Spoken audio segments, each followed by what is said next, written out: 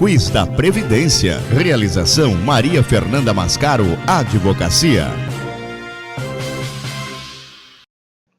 Doutora Fernanda, boa tarde, tudo bem? Boa tarde, Solange, boa tarde a todos. Eu estava vendo isso, eu falei, nossa, eu acho que eu tenho um pouquinho disso, né? Quem não tem, será, essa não? deficiência, né? Porque hoje nós vamos estar falando de uma nova lei que reconhece a fibromialgia como uma deficiência, é isso? É isso aí, Solange. Mais um forninho aqui para todos. Veio uma nova legislação falando, reconhecendo essa doença tão comum entre toda a população. Não é comum? Todo mundo tem. Eu acho que todo mundo tem um pouquinho, né?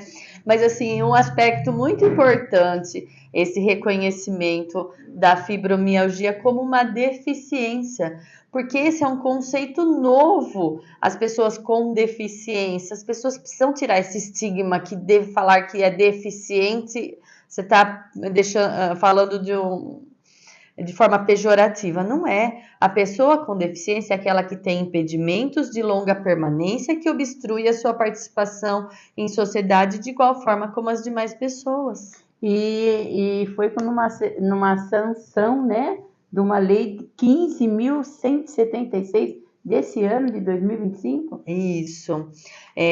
O Lula sancionou, o presidente sancionou essa lei 15.176 de 2025, que reconhece pessoas com fibromialgia legalmente como pessoas com deficiência. Por que eu falo legalmente? Porque já judicialmente, já em requerimentos, nós conseguíamos demonstrar que pessoas com fibromialgia eram pessoas com deficiências, com impedimentos de longa permanência, que tinha essa obstrução de participação em sociedade de igual forma como as demais pessoas. Mas agora nos ajuda nessa questão da comprovação dessa limitação funcional em razão dessa doença. E com esse reconhecimento acaba garantindo acesso a uma série de direitos e benefícios que está previsto na legislação para as pessoas com deficiência, como cotas em concursos públicos, isenção de impostos, compra de veículos.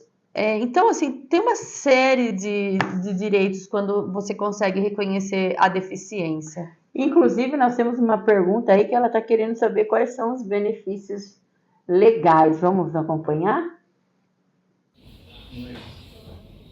Olá, doutora. Eu gostaria de saber que com essa nova lei, quais são os benefícios legais que passam a valer para quem tem fibromialgia? E aí, o que muda?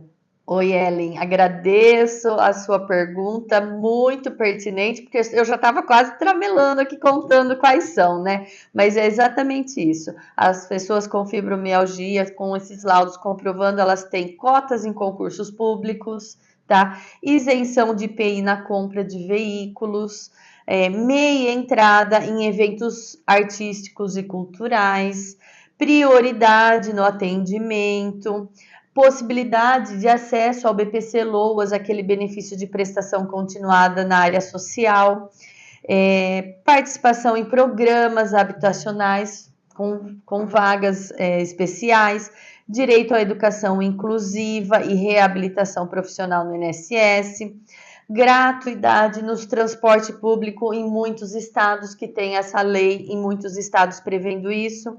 Então, existe até mesmo uma cartilha do Ministério Público elencando todos esses direitos das pessoas com deficiência para ter esse tratamento diferenciado. Mas, doutora, todos os pacientes que possuem fibromialgia terão direito automaticamente a esses benefícios? Não. Essa nova lei exige uma avaliação por uma equipe multidisciplinar, incluindo médicos, psicólogos, assistente social, que deve atestar essa limitação do paciente em suas atividades de vida diária, na vida em sociedade, porque como o conceito da pessoa com deficiência, eu falei, tem que provar impedimentos de longa permanência que obstruem a sua participação de igual forma como as demais pessoas em sociedade.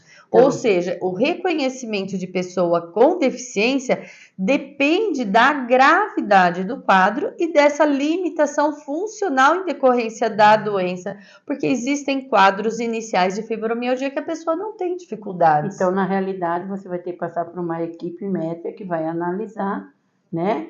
E se você tem direito. Mas, além de ter o direito, quando começa essa nova lei, começa a valer? Então, ainda não está valendo, porque a lei entra em vigor em janeiro de 2026. Por quê? Foi colocado... 2026. Isso. Ou seja, porque foi colocado a validação dessa lei 180 dias após a sua publicação oficial. Essa publicação oficial se deu agora, então precisa esperar esses 180 dias. Então, em janeiro do ano que vem, isso já está garantido a todos. E é um avanço? É um avanço, né, Solange? Porque só quem está na batalha, na luta para ter essa comprovação do reconhecimento da fibromialgia causando essas limitações funcionais, que sabe como é difícil essa comprovação. Então, a partir do momento que tem uma lei que reconhece isso, promove uma justiça social melhor, valoriza esse impacto real que a doença tem na vida dos pacientes, porque quem tem isso sabe o impacto que realmente causa. E muitas pessoas com fibromialgia nos procuram, sabe, reclamando dessa falta de reconhecimento, que não consegue seus benefícios, e eles relatam isso muito de dor crônica, não é? Fadiga,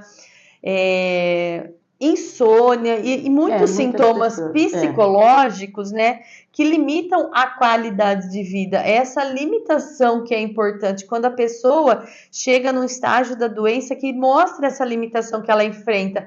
E aí isso interfere na sua capacidade de trabalho, nessa capacidade de convívio social.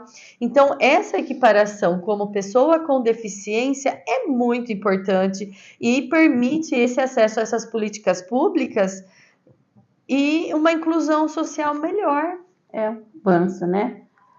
Essa mudança aí, né, ela afeta apenas o governo federal? Acredito que não. Não, né? Porque assim, pegam todos os órgãos públicos, porque essa questão da gratuidade no transporte público é uma lei estadual. Cada estado tem a previsão sobre isso. A questão de prioridade no atendimento é uma questão que vai afetar os atendimentos nos postos de saúde, na rede pública de saúde, de educação. Então, todo mundo tem que se ajustar para poder atender essas necessidades das pessoas. Isso é uma lei federal que ela uniformiza a forma de atendimento em todos os órgãos para esses tipos de pessoas no território nacional. Não tem mais como alguém se eximir falando, não tem previsão que eu tenha que fazer alguma coisa. E nós sabemos que só em janeiro vai começar, né, essa nova lei. Mas adiantando, para quem quiser já ir adiantando tudo, né? Tem que ir atrás da papelada, Tem que ir atrás da papelada. Então, quais são os documentos necessários para obter esse benefício? Então, nós acreditamos que dentro desses 180 dias vai vir uma regulamentação melhor da lei, porque a lei está prevendo já um direito. Então, acho que vai vir, nós vamos gravar quando vier essa regulamentação, que acho que sai antes de janeiro do ano que vem.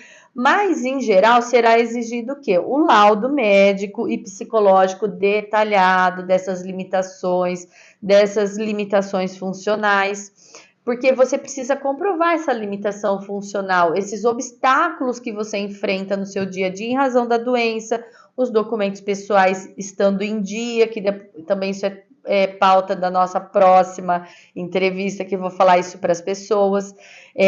Aí, ter essa documentação, esse dossiê prontuário todo atualizado, porque vai muitas vezes necessitar dessa avaliação pericial para você conseguir benefícios. Então, como é que você pode pedir a isenção de impostos se você não tiver esse laudo pericial bem feito? Vai ter que ter todas as documentações. Então, né, você aí que sofre com isso, Já vai atrás de tudo, porque em janeiro, quando começar a nova lei, você já está com toda a documentação em ordem.